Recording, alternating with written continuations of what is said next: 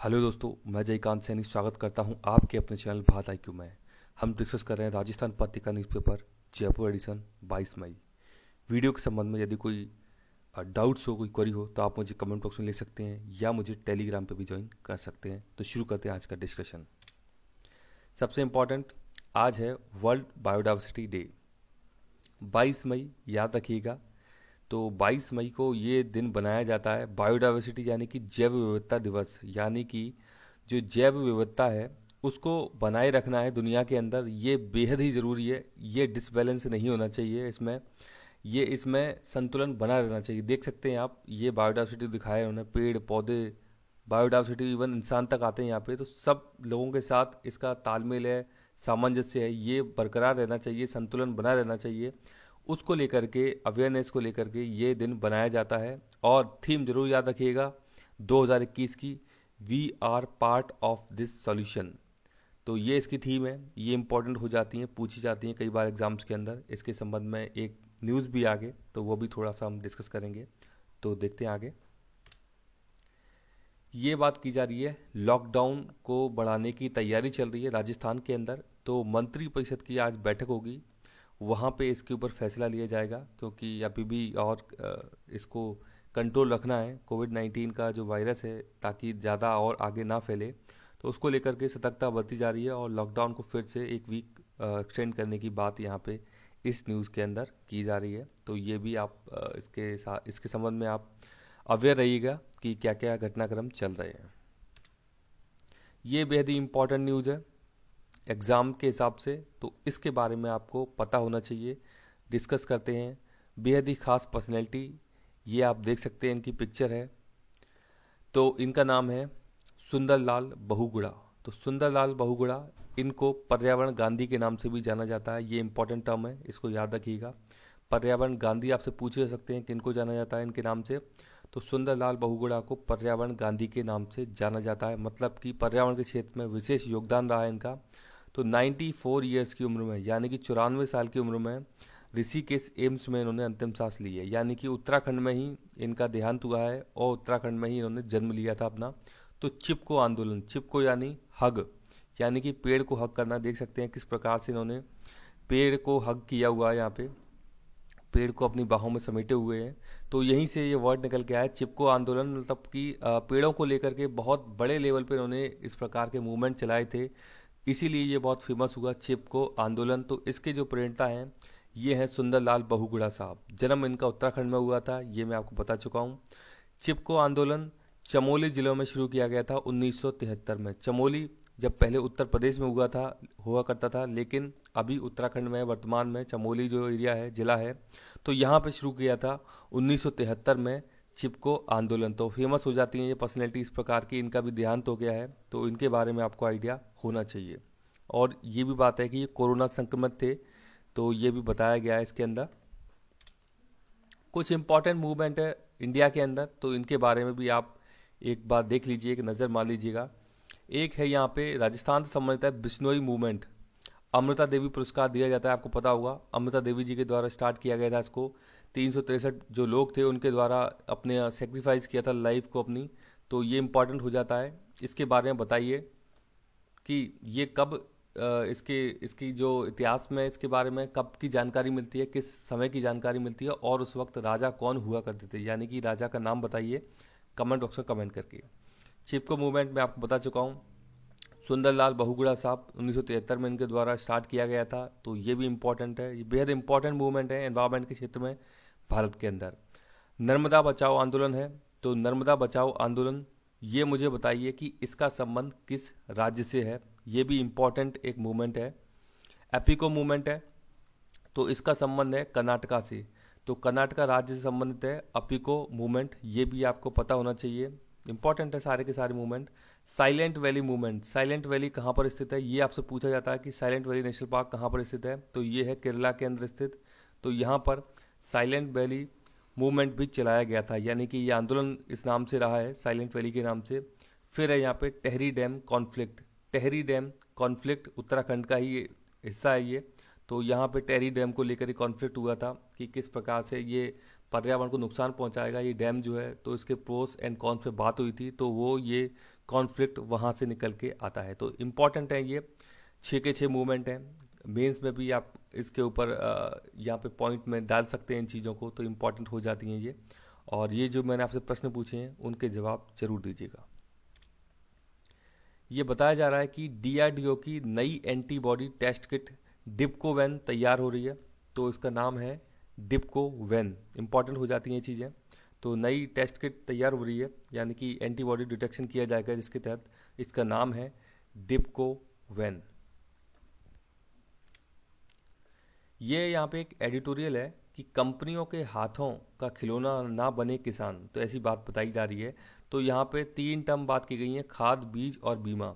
ये कंपनियों के हाथ में तीनों के तीनों जा रहे हैं, तो इसको लेकर के ये एक एडिटोरियल है कि किस प्रकार से धोखा किया जा रहा है किसानों के साथ में। तो यहाँ पे एग्जाम्पल दिया गया है दुर्ग छत्तीसगढ़ का। तो यहाँ पे क्या हुआ है कि एक कंपनी के द्वारा, मतलब प्राइवेट कंपनी है, उसके द्वारा बीज सेल किए गए और वहाँ पे 1200 एकड़ में खेती शुरू की गई। कहाँ पे? छत्तीसगढ़ के अंदर बात की जा रही है। ये 1200 एकड़ में धान की खेती की गई। ये जो बीज उत्पादक कंपनी है, प्राइवेट कंपनी है, यहाँ पर इन्होंने हाइब्रिड धान का बीज सेल किया। इस बीज का नाम दिया नर नारी बीज। तो ये इन्होंने किसानों को सेल किया।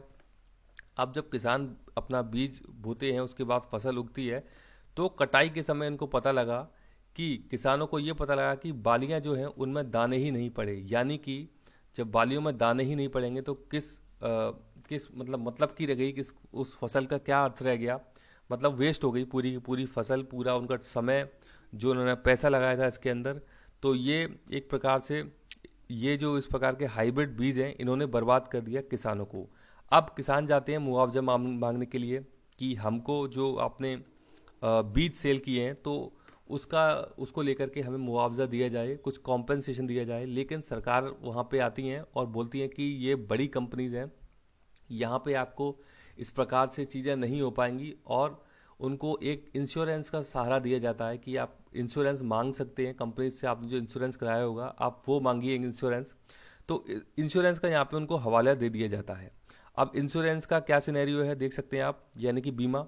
तो बीमा जो है किसानों को 10 से 20% ही मिल पाता है। मतलब कि जो इनपुट कॉस्ट आई है किसानों की, वहाँ पे महज 10 से 20% तक ही उनको उसका कॉस्ट का मिल पाता है। मतलब कई बार तो इससे भी कम होता है यहाँ पे, 10 से 20% से भी। आप समझ सकते हैं कि 100 रुपये आपने लगाए हैं, तो वहाँ पे आपको जो बीमा किया है उसका केवल 10% ही आपको हिस्सा मिल रहा है। तो ये एक बड़ा चैलेंज है।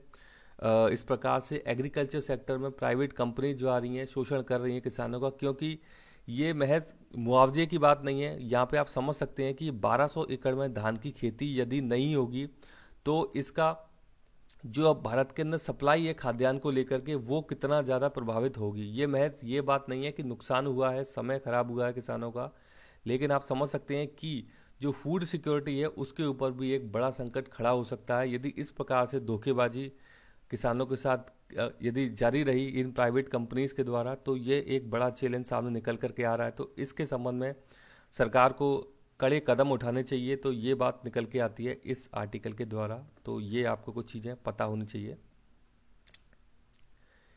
ये आज जैव विविधता दिवस है, तो बताया जा रहा है कि संरक्षण को हमें प्रायोरिटी देनी होगी, यानी कि प्राथमिकता देनी होगी कंजर्वेशन को, ताकि फिर ना आए कोरोना जैसी महामारी।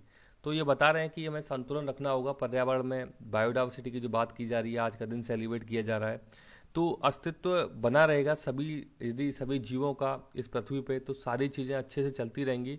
यदि कहीं भी कुछ गड़बड़ होती है तो इस प्रकार की महामारी, इस प्रकार की आपदा आपको आगे भी देखने को मिलेंगी। तो इस प्रकार की बात कर रहे हैं यहाँ पे इस आर्टिकल के द्वारा। तो यहाँ पर एक इम्पॉर्टेंट टर्म निकल के आती है पर्यावरण आज्ञेक्षण, यानी कि एनवायरमेंटल ऑडिट की बात की जा रही है। ये इम्पॉर्टेंट टर्म है, आप इसका इस्तेमाल भी कर सकते हैं। जैसे आपने सुना होगा, जो बिजनेस करते हैं लोग, वहाँ पे अपने बिजनेस का वो ऑडिट कराते हैं कि कहाँ पे कोई लूप होल रही है, क्या कमियां रही हैं, क्या खामियां रही हैं, क्या अच्छा किया जा सकता है। उसी प्रकार से पर्यावरण ऑडिट की सख्त आवश्यकता है वर्तमान दौर में, कि पर्यावरण को लेकर भी ऑडिट कराया जाए कि क्या खामियां हैं, क्या अच्छे प्रयास करने की ज़रूरत है, ताकि बेहतरीन पर्यावरण बनाया जा सके, पर्यावरण को और अच्छा बनाया जा सके। तो पर्यावरण आंकीक्षण की बहुत ज़्यादा आवश्यकता है वर्तमान दौर में। तो इम्पोर्टेंट टर्म है पर्यावरण आंकीक्षण। तो ये आपको इसके बारे में पता होना चाहिए। इसको आप कहीं कोट भी कर सकते हैं। एनवायरमेंटल ऑडिटिंग को लेकर के ये बात की जा रही है इस एडिटोरियल के द्वारा। यहाँ बताया जा रहा है कि ये एक राहत है आम लोगों के लिए, पाम ऑयल और सोयाबीन तेल। तो यहाँ पे पाम ऑयल पे 17.50% और सोयाबीन पर 20% सेस लगता है। तो यहाँ पे इसमें अभी कमी की जाएगी, जिसके कारण ये आने वाले समय में सस्ता होगा। तो सस्ता होगा खाने का तेल। केंद्र घटा सकती है एग्री सेस। तो ये एग्री सेस लगाया जा रहा है 20% और 17.5%।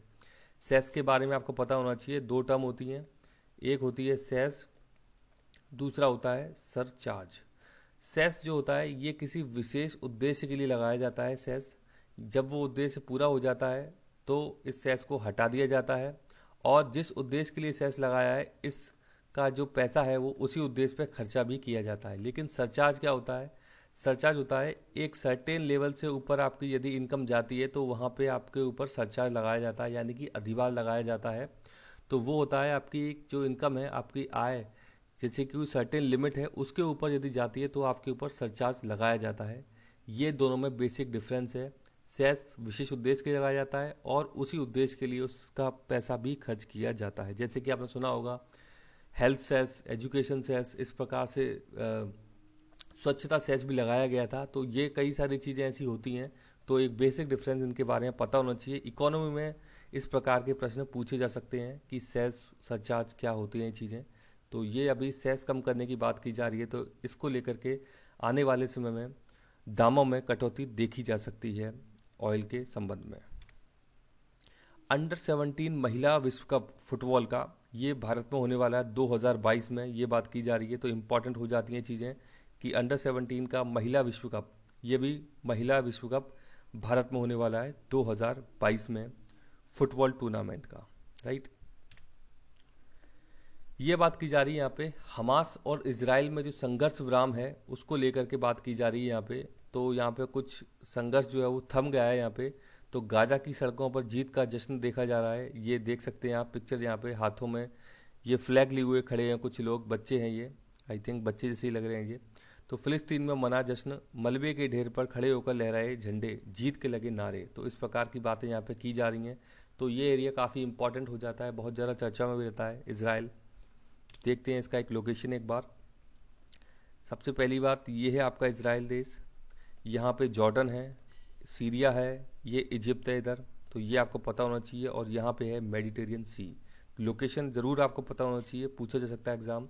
अब कुछ इंपॉर्टेंट जोग्राफिक लोकेशन है यहाँ पे, जैसे कि गोलन हाइट्स, ये आपसे पूछा जाता है, कई बार पूछा भी गया है। इसके अलावा वेस्ट बैंक यहाँ पर है, फतेह के द्वारा कंट्रोल है वेस्ट बैंक।